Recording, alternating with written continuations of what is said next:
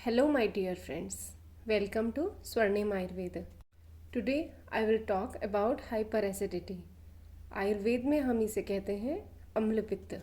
अम्ल पित्त कहने का ये कारण है कि नेचुरली जो HCl एसिड हमारे स्टमक में होता है प्रोटीन डाइजेशन के लिए, ये जब अपनी क्वांटिटी से ज़्यादा बढ़ जाता है तो हमें जो है इससे दिक्कत होने लगती है, डिजीज़ कॉज करने लगता है। इसके निदान यानी कारणों के विषय में बात करते हैं।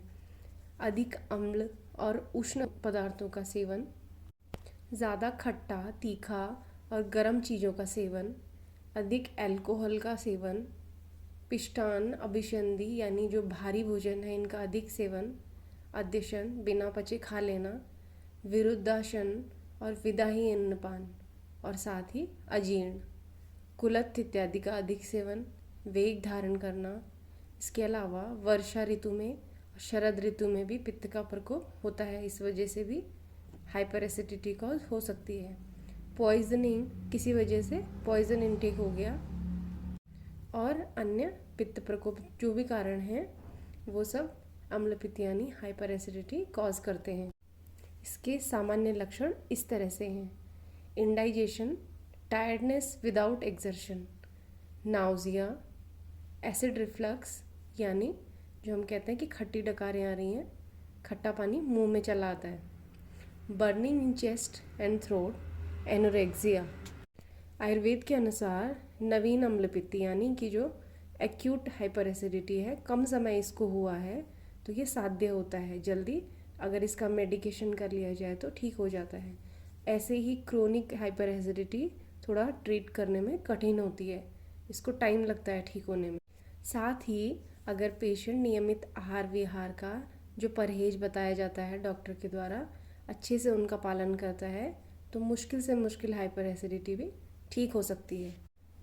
आयुर्वेद के अनुसार इसकी चिकित्सा सिद्धांतों की हम बात करें तो निदान परिवर्जन यानी अंडरलाइंग कॉज का रिमूवल, पंचकर्म के द्वारा संशोधन चिकित्सा यानी कि जो दोष शरीर में किसी वजह से प्रकोप हो गया है उनका बाहर निकाल दिया जाए, शोधन कर दिया जाए, और संशमन चिकित्सा यानी कि मेडिकेशन के थ्रू बॉडी में ही जो दोष हमारे इम्बैलेंस हो गए हैं उनको ठीक अवस्था में, संतुलित अवस्था में ले आया जाए तो हाइपर एसिडिटी में रिलीफ हो जाता है।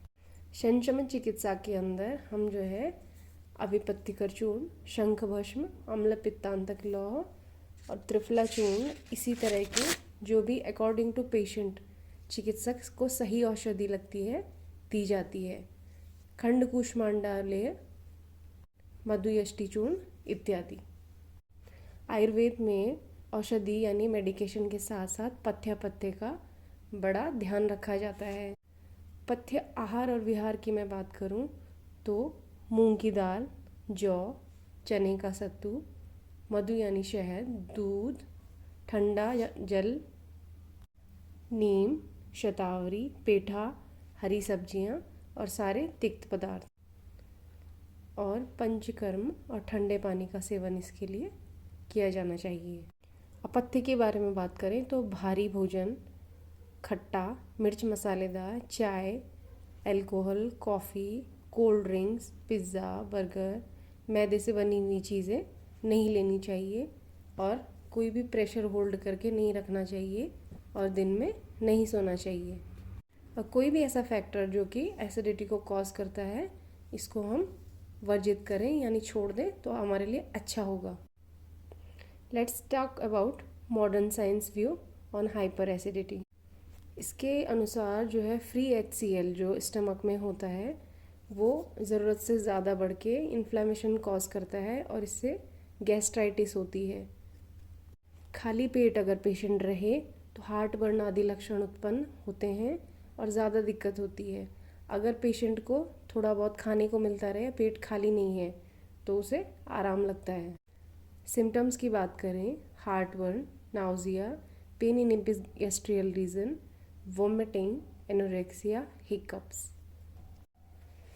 इसका मैनेजमेंट है अल्कोहल, स्मोकिंग, टी, कॉफ़ी और NSAID ड्रग्स को अवॉइड किया जाए। एम्प्टी स्टमक रहना अवॉइड करना चाहिए। Cold milk should be taken several times during day. Antacids are given. Avoid spicy and fried materials. Avoid cold drinks, pizza, burger and other fast foods.